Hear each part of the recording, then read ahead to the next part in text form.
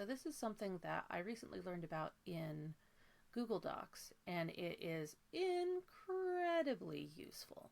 So styles are what you could do if you need cohesive text throughout the document.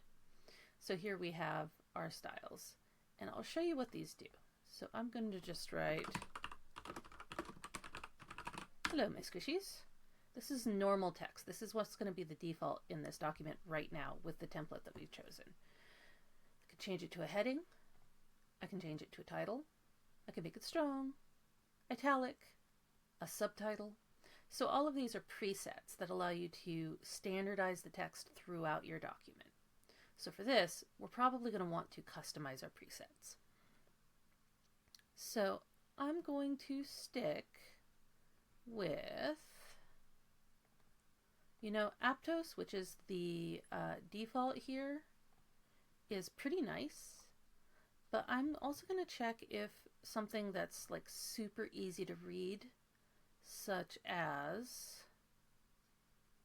Calibri, is going to do it for me. And that just looks a little too, I made this myself. So we're going to stick with Aptos. And for normal text, it's Aptos body text. Looks good. But this is just going to be a little small for us.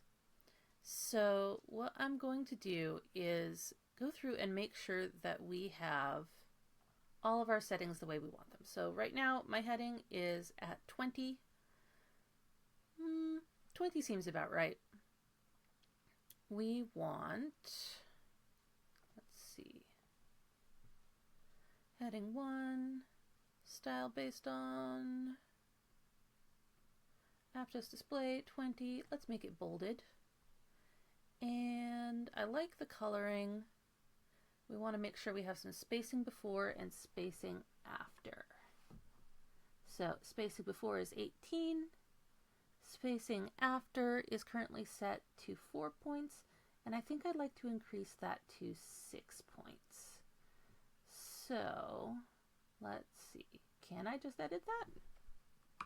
No, I cannot. So let's see. Spacing before and after.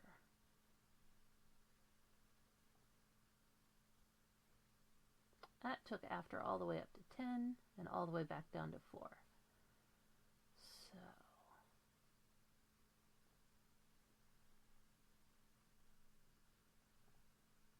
how can I change just one or the other? Single line spacing.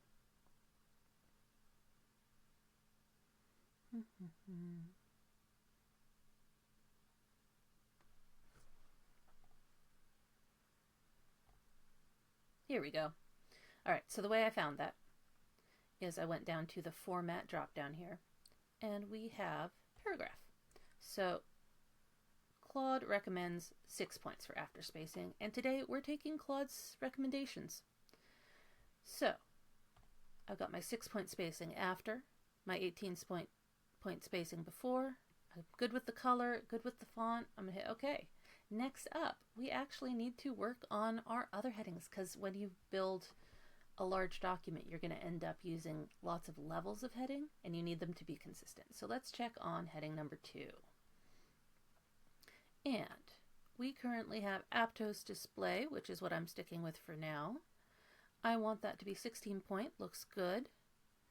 I want it to be bolded. And for spacing, Claude suggests 12 before and 6 after. We currently have 8 before and 4 after. So I'm going to again go down to Format, Paragraph, and let's do 12 before and 6 after. Alrighty. And we can hit OK on that one. Next one is going to be heading 3. So just for frame of reference, if you go to our guide, you're going to see what each of these is for. So heading is going to be for large section titles like appetizers. The heading 2 is going to be for the name of the actual recipe. Heading 3, which is what we're working on now, is going to be let's see, I need a heading 3. And, oh, so I have a heading 3. Can you tell me where to find it? Heading, heading 2, intense reference. Where is heading number 3?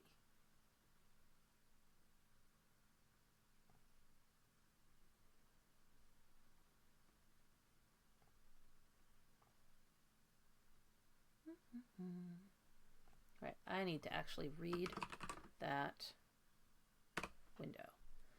Let's modify. Oh! Helps if I write the word I mean to write. Create a style. Heading 3. Modify. This style already exists. Alright, so where is it?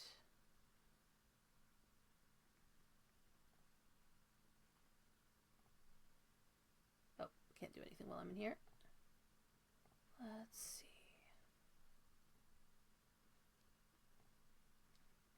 All styles. There we go.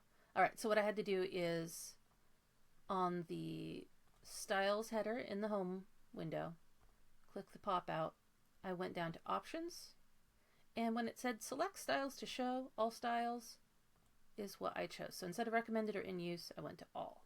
This way I have everything I need and I can mess with anything I want.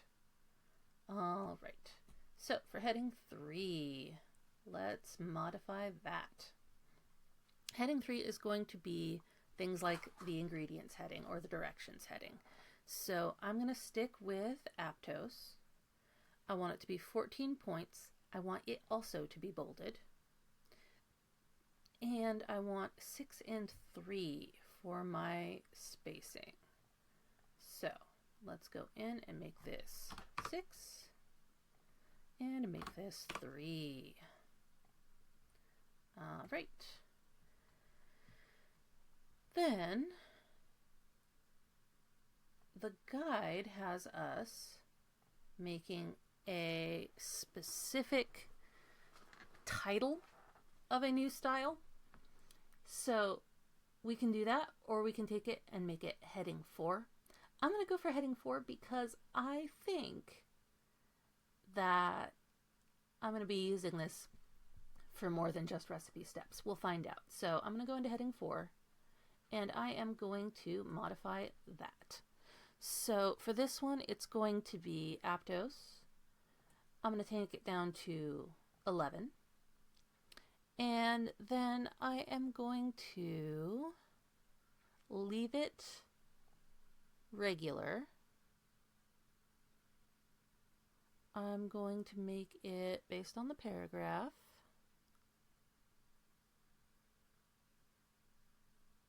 And then, I see what's going on here. I got ahead of myself, my squishies. We're going to back out of here. I canceled that. What we're doing here is actually creating a numbered list. So let's create a new style. We're going to call it Recipe Steps. And this time, I'm going to make it a style type paragraph, font Calibri, size 11, not italic. There we go.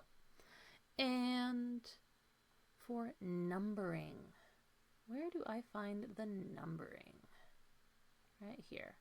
We're going to choose 1, 2, 3. Okay. And then we're going to go to paragraphs.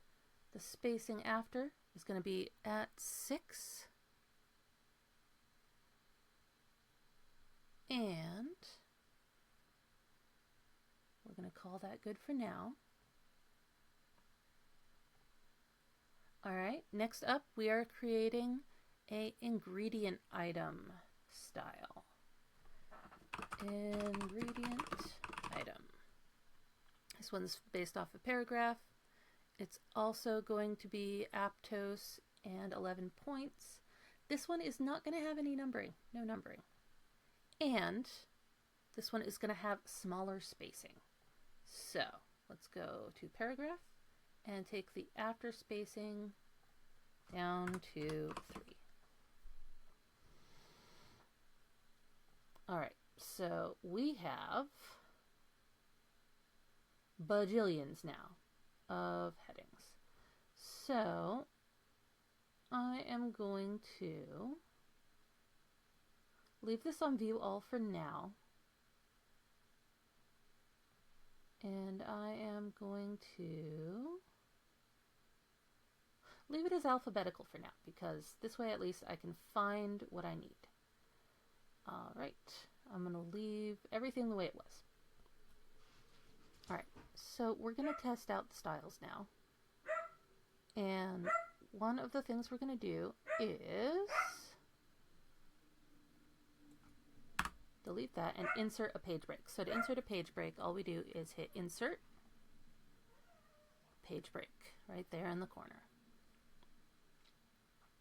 So this has given us a nice blank page after our recipe collection page. We can leave that in, we can take that out later. It's good to have the space there so that we don't accidentally end up messing with the cover page if we go back too far. All right. So I am going to go ahead and choose to start with appetizers. And we're going to go through and test out some styles here.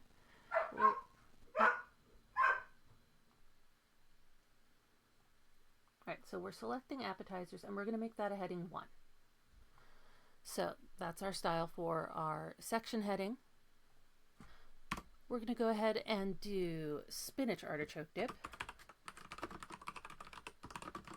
My friends, this is going to make me very hungry in very short order. Spinach artichoke dip in heading 2. Next up, we are going to have ingredients. Ingredients we are going to put in heading 3.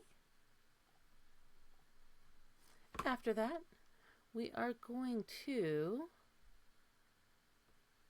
type 1 cup, cup spinach chopped.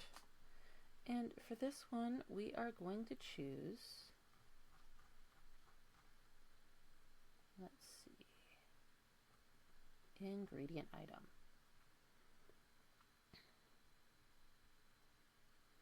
All right, so we're already in ingredient item, so hopefully this will stay in ingredient item as I go on to say 8 ounces cream cheese. It did. And this is one of the beautiful things about styles. You can see over here, we're starting to already get an index. So we can see where the appetizer section started. We can see where the artichoke dip is. We could even go into the ingredients if we needed to. So we've got our spinach and cream cheese. So next up, we're going to do the instructions. And those are not an ingredient. We're going to go back to heading 3 for these. And this time, instead of selecting it after I typed it, I just went and clicked heading 3.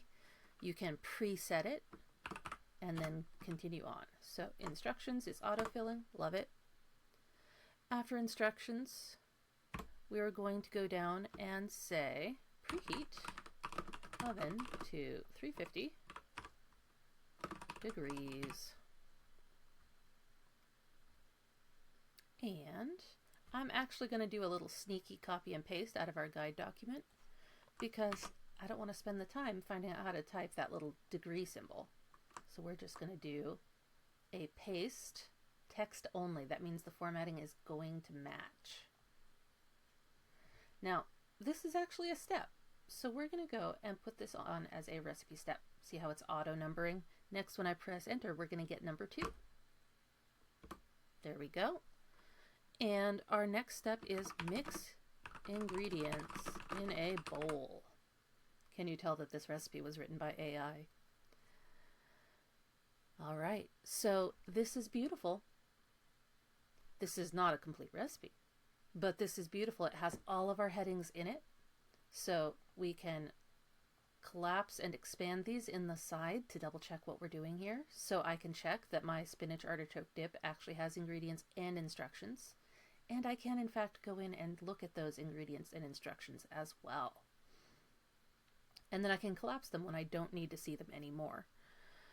So all of this looks pretty good. I'm actually going to make, I'm going to wait to make this adjustment, but I have a feeling that before this is over, we're going to want to actually take the heading number 1 and make it quite a bit larger.